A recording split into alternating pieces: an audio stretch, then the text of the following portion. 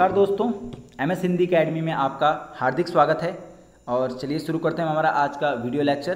तो हमारा आज का पहला क्वेश्चन है, हाल ही में हॉकी इंडिया के अध्यक्ष ने अपने पद से इस्तीफ़ा दिया है, उनका क्या नाम है? तो उनका नाम है मोहम्मद मुश्ताक अहमद। और इन्होंने चुनाव संबंधी अयोग्यताओं के कारण हाईकोर्ट के आदेश के बाद इन्होंने इस्तीफ़ा दिया है अपना, और इनके स्थान पर कार्यवाहक अध्यक्ष के रूप में ज्ञानेंद्रो निंगोमबाम ये कार्य करेंगे।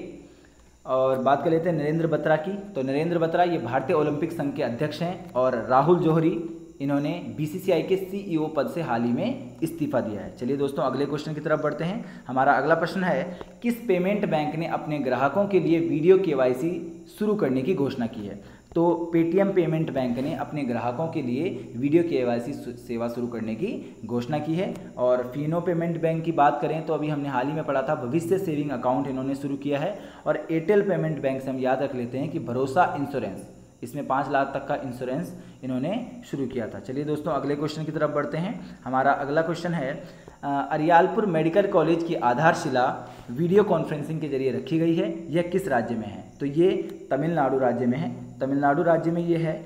और तमिलनाडु राज्य की राजधानी है चेन्नई, और मुख्यमंत्री हैं एडापड्डी के पलानीस्वामी, गवर्नर हैं बनवारी लाल पुरोहित। और तमिलनाडु से हमने हाल ही में एक क्वेश्चन पढ़ा था कि कदलाई मितई को GI टैग मिला है, ये तमिलनाडु से ही संबंधित है। और मीनाक्षी मंदिर भी तमिलनाडु में है। चलिए दोस्तों अगले क्वेश्चन की तरफ बढ़ते हैं। हमारा अगला प्रश्न है, हाल ही में किस भारतीय राज्य ने 8 जुलाई को किसान दिवस के रूप में मनाया है? तो आंध्र प्रदेश ने 8 जुलाई को किसान दिवस के रूप में मनाया है। बात कर लेते हैं आंध्र प्रदेश की। आंध्र प्रदेश की राजधानी अभी तो हैदराबाद है, लेकिन प्रस्तावित है अमरावती। 25वां हाई कोर्ट भी अमरावती में ही बनेगा।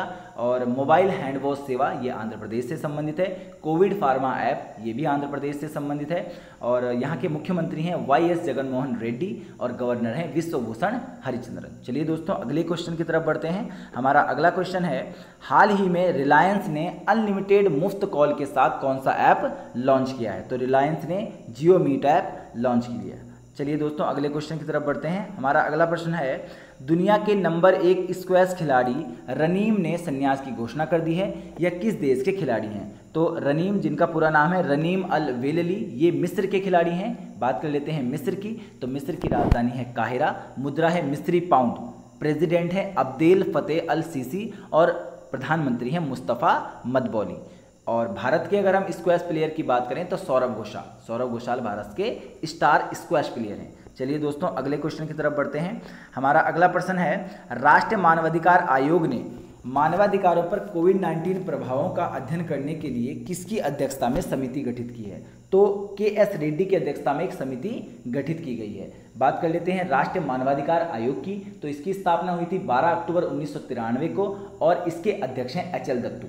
विश्व मानवाधिकार दिवस जो कि 10 दिसंबर को मनाते हैं, और वर्ष 2020 के लिए इसकी थीम रही थी stand up for human rights. चलिए दोस्तों अगले क्वेश्चन की तरफ बढ़ते हैं। हमारा अगला क्वेश्चन है, हाल ही में प्रधानमंत्री नरेंद्र मोदी ने नीमू का दौरा किया है, यह किस नदी के तट पर है? तो नीमू सिंधु नदी के तट पर है, ये सिंधु नदी के तट पर है। और ये कहाँ पर पड़ता है आपका? ये लद्दाख में पड़ता है। और लद्दाख के अगर हम उपराज्यपाल की बात करें तो राधाकृष्ण माथुर लद्दाख के उपराज्यपाल हैं। चलिए दोस्तों अगले क्वेश्चन की तरफ बढ़ते हैं। हमारा अगला प्रश्न है, कैंसर तैयारी सूचकांक में भारत की रैंक क्या रही है? तो इसमें भारत की जो रैंक रही है वो 8वीं रैंक रही है, और ये एशिया प्रशांत क्षेत्रों के 10 देशों के लिए ये रैंक जारी की गई है, जिसमें टॉप किया है ऑस्ट्रेलिया ने इसमें टॉप किया है, और भारत की रैंक रही है 8वें नंबर पर। बात कर लेते हैं कैंसर की। तो विश्व कैंसर दिवस जो कि 4 फरवरी को मनाया गया है 2020 में, और 2020 के लिए विश्व कैंसर दिवस की थीम रही थी I am and I will.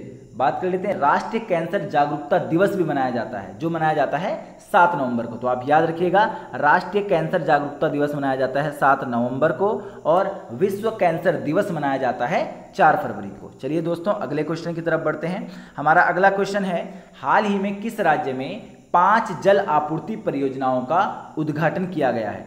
तो मणिपुर राज्य में 5 जल आपूर्ति परियोजनाओं का उद्घाटन किया गया है। मणिपुर की बात कर लेते हैं तो यहाँ की राजधानी है इम्फाल, और मणिपुर से हमने अभी हाल ही में एक क्वेश्चन पढ़ा था, चकहाओ जो कि सुगंधित चावल की एक किस्म है, उसको जीआई टैग मिला है। साथ ही साथ मणिपुर में लोकटक झील है जिसमें विश्व का एकमात्र तैरता हुआ राष्ट्रीय पार्क है जिसका नाम है केबुल लामजाओ राष्ट्रीय पार्क। चलिए दोस्तों अगले क्वेश्चन की तरफ बढ़ते हैं। हमारा अगला प्रश्न है कि हाल ही में किसे ग्लोबल ह्यूमैनिटेरियन अवार्ड दिया गया है। तो ये अवार्ड मिला है सचिन अवस्थी को, और Sachin Awasthi national media club के अध्यक्ष हैं। 35 देशों के 100 व्यक्तियों में से उनको ये अवार्ड मिला है। और ऑप्शन की अगर हम बात करें तो रूप मलिक हमने हाल ही में पढ़ा था, घनश्याम दास बिड़ला वैज्ञानिक शोध पुरस्कार इनको मिला है। प्रिया ठकराल की बात करें तो ये इनको वर्ष 2020 का प्रतिष्ठित डायना पुरस्कार मिला है। और नासिरा शर्मा के बिड़ला फाउंडेशन के व्यास सम्मान 2019 से सम्मानित हुई है। चलिए दोस्तों अगले क्वेश्चन की तरफ बढ़ते हैं। हमारा अगला प्रश्न है कि हाल ही में सरकारी भूमि की सुरक्षा के लिए टेक्नोलॉजी और आर्टिफिशियल इंटेलिजेंसी का उपयोग करने वाला राज्य कौन बन गया है। तो ये बन गया है आपका उड़ीसा राज्य बन गया है, और उड़ीसा की राजधानी है भुवनेश्वर। और भुवनेश्वर से एक फैक्ट हम याद रख लेते हैं कि वेस्ट टू एनर्जी प्लांट ये भुवनेश्वर में ही स्थापित किया जाएगा। कुछ योजनाओं की अगर हम बात करें तो मो जीवन योजना, बलराम योजना और कोविड केयर होम योजना ये आपकी उड़ीसा से ही संबंधित है। उड़ीसा के मुख्यमंत्री हैं नवीन पटनायक, और नवीन पटनायक को अभी पेटा इंडिया जो कि पशुओं के अधिकारों के लिए लड़ने वाली एक संस्था है ने इन्हें हीरो टू एनिमल अवार्ड 2020 दिया था। और उड़ीसा के गवर्नर हैं गणेशी लाल। चलिए दोस्तों अगले प्रश्न की तरफ बढ़ते हैं। हमारा अगला प्रश्न है कि हाल ही में एमादू गोन कुलीबली का निधन हुआ है, यह किस देश के प्रधानमंत्री थे। तो ये आइवरी कोस्ट के प्रधानमंत्री थे। और बात कर लेते हैं आइवरी कोस्ट की, तो इसकी राजधानी है अबिजान और मुद्रा है वेस्ट अफ्रीकन CFA फ्रांक। चलिए दोस्तों अगले प्रश्न की तरफ बढ़ते हैं। हमारा अगला प्रश्न है कि इसरो ने किस देश के बनाए गए पृथ्वी अवलोकन उपग्रह को लॉन्च किया है या लॉन्च करेगा। तो इसरो ब्राजील के बनाए गए एमेजोनिया 1 इस उपग्रह का नाम है, एमेजोनिया 1 को लॉन्च करेगा।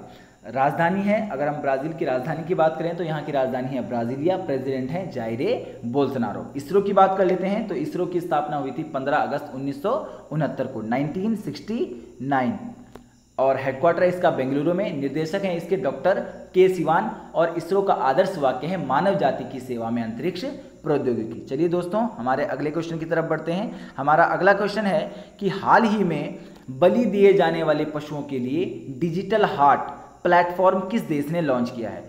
तो बांग्लादेश ने ये लॉन्च किया है। बांग्लादेश की राजधानी है ढाका, मुद्रा है टका, और बंगाल की खाड़ी के तूफान निसर्ग नाम दिया है। इन्होंने बंगाल की खाड़ी में आए एक तूफान को निसर्ग नाम दिया है। प्रधानमंत्री हैं शेख हसीना, और बांग्लादेश के प्रेसिडेंट हैं अब्दुल हमीद। चलिए दोस्तों हमारा आज का आखिरी क्वेश्चन है कि हाल ही में क्लाइमेट एक्शन पर वर्चुअल मिनिस्ट्रियल बैठक में किसने भारत का प्रतिनिधित्व किया है। तो भारत के पर्यावरण एवं वन मंत्री प्रकाश जावड़ेकर जी ने ये इसमें भारत का प्रतिनिधित्व किया है। पीयूष गोयल भारत के रेल मंत्री हैं, और डॉक्टर हर्षवर्धन स्वास्थ्य मंत्री हैं। चलिए दोस्तों तो हम अपना कल का जो सवाल था उसका जवाब देख लेते हैं। तो कल का सवाल था नाबार्ड के चेयरमैन नियुक्त हुए हैं, तो गोविंद राजुलु चिंतला, ये इसका सही जवाब है। और अब हमारा आज का सवाल है कि global real estate transparency index में भारत की रैंक क्या रही है। तो अगर आपको इस क्वेश्चन का जवाब आता है तो आप हमें कमेंट में बताइए, और ये वीडियो आपको कैसा लगा वो भी हमें कमेंट में लिख दीजिए। वीडियो अगर आपको अच्छा लगा हो तो वीडियो को लाइक कीजिए, वीडियो को शेयर कीजिए, और ऐसी और वीडियोस देखने के लिए हमारे चैनल को सब्सक्राइब कीजिए। धन्यवाद।